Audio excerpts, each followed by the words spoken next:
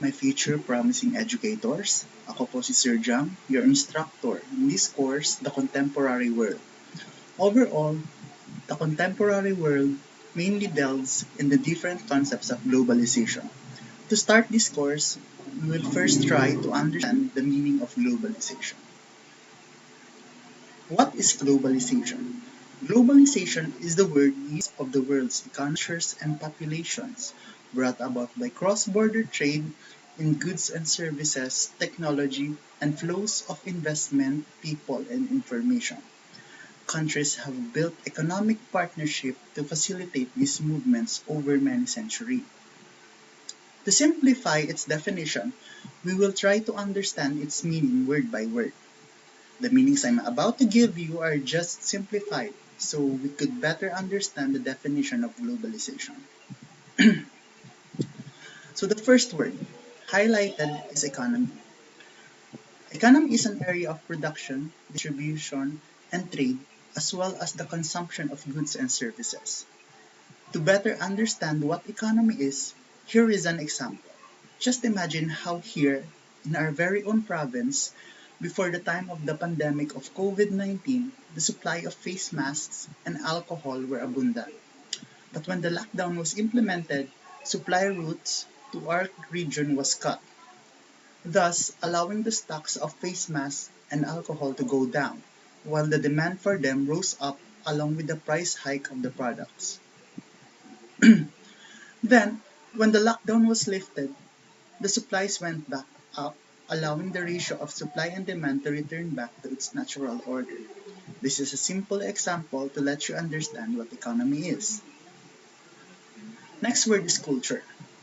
Culture is basically described as the characteristics and knowledge of a particular group of people, encompassing language, religion, cuisine, social habits, music, and arts.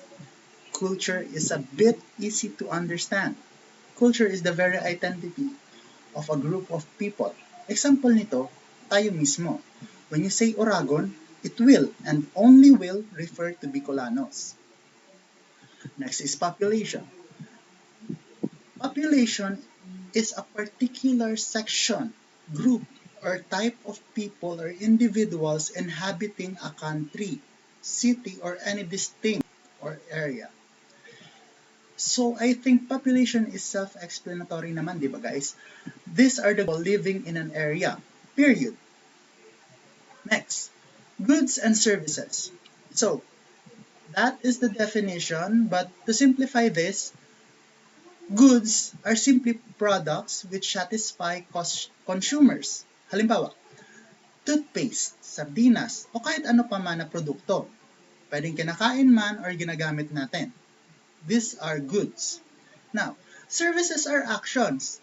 Although they cannot be felt or touched, but they also satisfy consumers or customers. Halimbawa naman dito, yung pagpapagupit sa barbero or pagpapamasahe sa mga salon or massage parlors. Okay? Yan po yung services. Okay? Next, technology. Okay.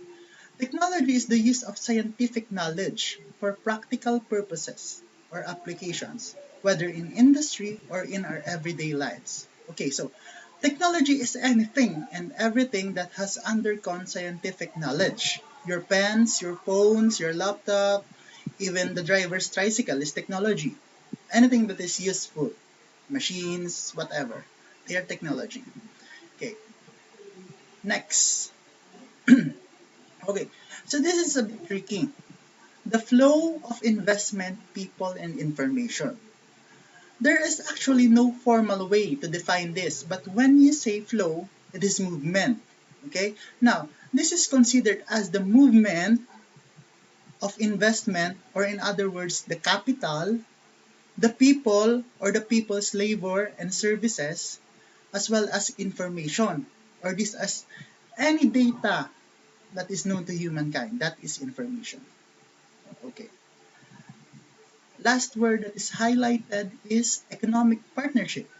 Now, what is this? Economic partnership is an agreement between stronger economies and weaker economies. Okay, later I will give an example.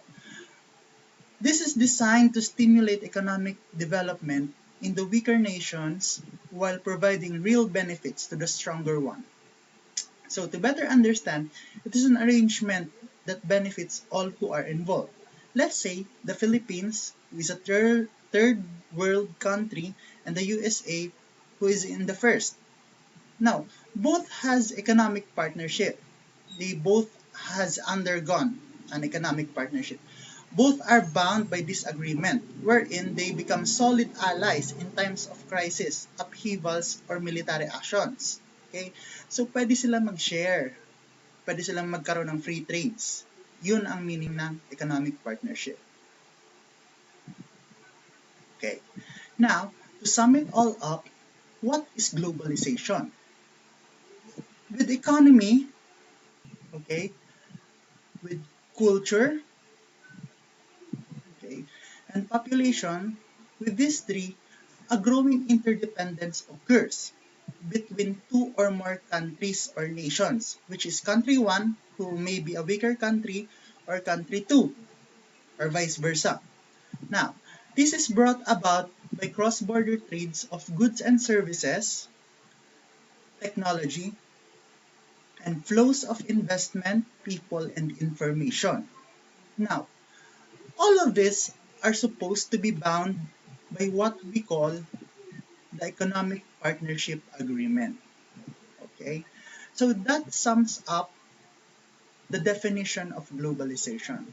I hope you do understand this. So I will be posting in our page question section or comment section wherein you can ask me questions and then we can have a forum about it.